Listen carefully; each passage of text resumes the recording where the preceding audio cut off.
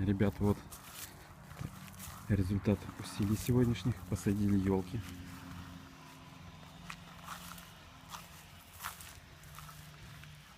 Целых 5 штук.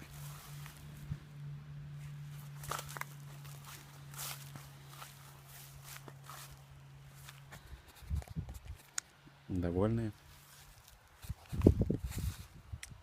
Так что теперь Новый год можно встречать около елки.